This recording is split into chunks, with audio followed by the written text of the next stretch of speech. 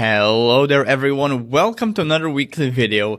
In this one, I essentially want to give an example of what kind of a person you shouldn't want to be or shouldn't be in general. I titled it essentially, How to Lose at Love. And through this video, I hope I can actually convey this really toxic mindset that a lot of people have in our society today when it comes to getting an ex back or just about any romantic prospect in general. And I just wanted to serve as a warning. This is the kind of person I'm going to describe, or the story that I'm going to read will describe. That's the kind of person you shouldn't want to be. Now, again, if you want feedback on your personal breakup story, just go to the weekly video topics where I collect the ideas in the top post and just ask me your questions there, write your story in there, whatever you want, and I'll go over it next week on these sorts of weekly videos. And by the way, to protect the identity of the person writing this to me, let's just call him Bob, okay? So let's see what Bob writes. I'm 22, male. We broke up May 28th and we last spoke on June 27th. Yes, this is a bit older email that I got from when I was still essentially doing one-on-one coaching, one-on-one email coaching. Because she was having an emotional breakdown and didn't know what else to do. I got out of a long-distance relationship about a month and a half ago. We met when I was home on leave December 2019 for Christmas. We only hung out for a few days. I got emotionally attached, so did she, and I invited her to my basic graduation. She wanted me to commit at my basic graduation. She was upset when I said I didn't want to. I committed to make her feel better. So this brings me to my first note. Never do this type of shit. I actually got a current email, a way less detailed email than this, from one of my current clients who's, I think, in the Radical Reattraction course, enrolled in there. And he basically asked me the same thing, or a very similar thing. He essentially committed to his ex because she pressured him into it. Because she wanted the commitment, even though he wasn't ready. And I see this mistake made by a ton of people. Guys, specifically, for some reason. Maybe it's a bias, maybe I'm just unlucky with examples that I get. But essentially, I haven't found one instance of this same problem where the gender roles are actually reversed. It's usually guys, the woman wants real commitment real soon. The guy doesn't want it, but he still goes along with it, basically fails to put up a backbone despite not wanting it. And so a lot of drama ensues, a lot of misery ensues. The arguments start. There's a lot of dishonesty in the relationship, a lot of a lack of actually transparency. And all of these sorts of typical relational problems that usually really stem just from this one decision of one person not really wanting to be there, but also on the flip side, afraid to leave. So just pointing that out there, don't do that. It's going to cost you a lot of your mental health.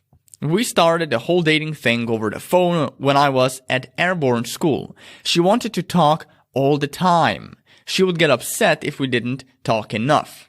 So this tells me she was very needy, very clingy. She wanted me to do more for her family, but I had to follow her rules and steps so I wouldn't mess it up with her family. So this kind of reminds me again of another note. Never date unflexible people with these sorts of unrealistic expectations for how you should behave. It's just one of the things that a person with very low self-esteem would do. And if you love yourself enough, you just will not tolerate this kind of bullshit in your life. And I hope you don't. But this guy sadly did, so let's see what else he writes. She would get upset, angry, suicidal, and would break up with me if she was hungry. So this also tells me that, well, I see this pattern sadly a lot, especially with you guys in this group. not most of you, but a lot of you have exes that are fucking mentally unstable. They're fucking emotional wrecks. And I'm talking all kinds of mental health problems. Depression, PTSD, OCD, hardcore neediness, hardcore obsessive behaviors. And I usually confront people like that in my course, and of course they immediately ask for a refund after I tell them the truth, which is like, you shouldn't get your fucking ex back if she has mental health issues like that. You can do better. It's your fault that you had such low standards in the past to actually stumble upon such a person in the first place. I'm gonna call that out as a weakness of character on your part. It's not, oh, your ex is such a victim, your ex is so poor and whatever. No, your standards just suck. Your standards were too low, you attracted a really crappy person, you settled for a really crappy person in your life, and now you're reaping the negatives of that whole situation. So this guy, by the way, you'll see, he has done the exact same shit. So she would get upset, angry, suicidal, and would break up with me if she was hungry, and after act like nothing happened, even when she put me through hours of bullshit. She would call me when she was freaking out about her mom or her dog at 2 a.m. She would get upset at the smallest stuff and act like she knew everything because she is a social major, I assume. And also, one cool pattern, correct me if I'm wrong, this might be my bias, at least this is the pattern I saw in my origin country, which is Slovenia, where I'm at right now, where I was born essentially. Women and men who are social majors or business majors are usually the biggest fucking narcissists that I have come across. Tell me in the comments below, is this the same pattern that is also maybe valid in your country, in your place or city or whatever? I'm genuinely curious. She called me racist a bunch of times. She got mad when I didn't support BLM or any of the movements she supported. Well, she sounds like a fucking special snowflake. She got mad when I didn't plan on spending the majority of my time with her family on leave. I went out of my way to make sure she always had someone to talk to. I kept her fed when she didn't have money to buy food or she was stressing at school. She said that her life was on hold because of me and that I was holding her back in some way. Well, again, one more note, you were just a fucking simp. You did everything for this chick, you've put up with her bullshit, and yeah, this is what you get. You've literally got her used to your simp-like ass behavior. And now she's even fucking telling you you're holding her back from living her life. Like, wow, very nice. I would immediately dump her at that point. Jesus Christ. Like, some people are really fucking retarded to stick with people this fucked up for so long. Like, their red flags are all over the place.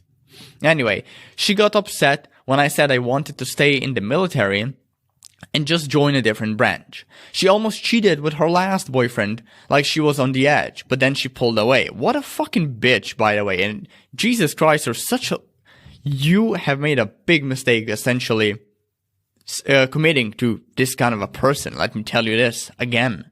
She told me after we broke up that she wanted to cheat on me, and that I was one of the good ones. She has a lot of emotional trauma. Don't say, a bunch of fucking daddy issues, I assume. She has a history of rape. Oh yeah, and that too. She talked to me a lot about it, and I was always there to help her through it. She said that I was a spitting image of my dad, and she really verbally abusive of him.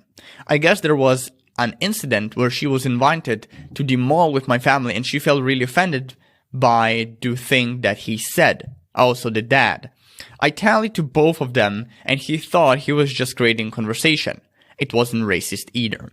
She said that she wanted to be someone who is more independent. When she is still living at home, parents are paying for her car, phone, everything else, even the dog. She would spend more time playing with her dog on the phone than talking to me. She acted like I was making her angry and causing all this trouble in her life. To top it all off, she said that she doesn't want to feel like she did before the breakup. So, typical narcissist, it's all your fault, it's all about me, I should feel this way, I should feel that way, fuck off.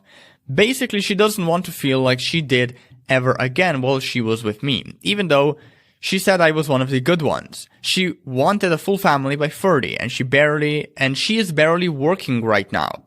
She wanted an expensive wedding and everything, but doesn't have a way to pay for it. Yeah, she sounds like a typical fucking narcissist, a typical spoiled bitch who has fucking rich parents, got everything she wanted, and you're the person now who has to deal with all her emotional bullshit. Anyway, I'm currently deployed right now. We broke up a week before I left. I'm stuck on a mountain in Turkey for 3 months. I keep doing this to myself I keep checking her social media. Oh, okay. So you're stalking her. She's posting pictures of her having a good time, getting all dressed up, going to swim parties and parties in general.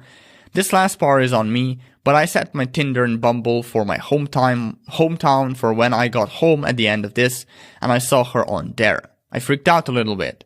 I'm sure you did. Now I'm hurt even more, but I can't stop thinking about her. She even is wearing my sweater in a few of her pictures on her Bumble. She also wanted me to commit to getting married, but her profile says she isn't looking for a relationship. Yeah, because she felt that way when she was with you at those very specific moments. But of course, with all humans, feelings change. Values change, desires change, even whole beliefs change. So I'm not surprised that she now wants to just casually date and fuck other people. And she probably is fucking other people. Let's be honest. I've got 47 more days to go up here. I just want the memories and pain to go away. Or you're just gonna have to wait a very long time. I'm sorry, Bob. I wanted to be over her at this point, but I'm not, and I keep hurting myself by checking her social media and looking for hits that we might get back together, and it's driving me nuts. Well, delete your social media. Throw your phone away. Give your phone to a friend for safekeeping, and in the meantime, buy yourself a flip phone. Yes, you can do that. Don't give yourself excuses. Participate in your own fucking rescue. I give a bunch of free articles on my website that teach you exactly how to do this, how to not only get rid of your phone, but if that's impossible, even just limit it with special programs so you can't access social media. And there's also a bunch of other guys on the internet. I also teach this shit in my courses. You have no excuse.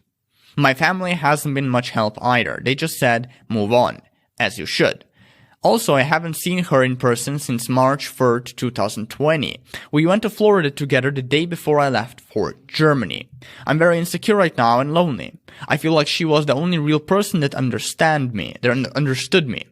She helped me through a rough part of airborne school and coming to Germany, when I was the only new guy and didn't really have any friends. She was there to talk to me and comfort me.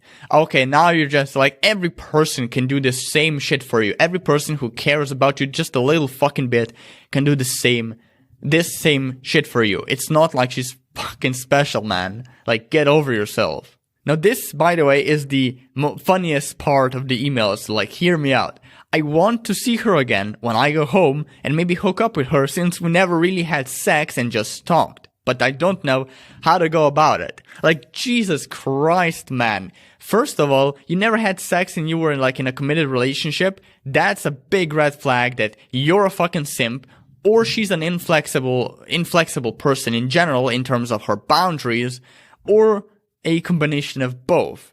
It also tells me that after all of this shit, basically describing this chick, describing all her red flags and what kind of a entitled bitch she is, you want her back, you want to try again. How big of a simp do you have to be to even ask something as fucking dumb as this?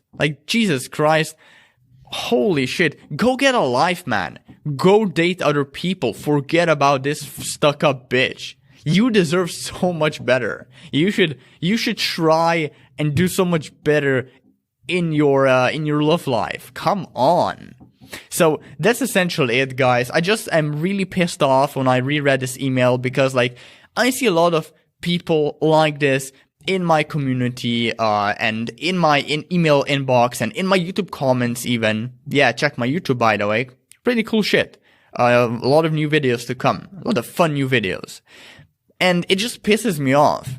Because like these people clearly shouldn't be anywhere near their exes. They should be working on themselves. They should be like dating other people, trying to become healthier themselves. And like, they just don't do that. They don't listen to anyone who gives them any sensical advice. No, they just want to get their ex back. Even if they, by some miracle, which, like I said, almost never happens for these people, get back together with their ex, they are fucking miserable. I see it time and time again, guys. So, if you're anything along this guy's delusion, if you can relate with this person, please, for the love of fucking God, for the love of I don't know who, don't try to get back with your ex. You shouldn't. You should find someone else. You should work on yourself. So that's all from my side. Any more questions you want me to comment on your story? Again, just post it in the top post of our weekly videos topic, or just about anywhere in the community, and I'll find it and perhaps make a video on it. And that's pretty much it. Thanks for watching, and take care. Bye bye.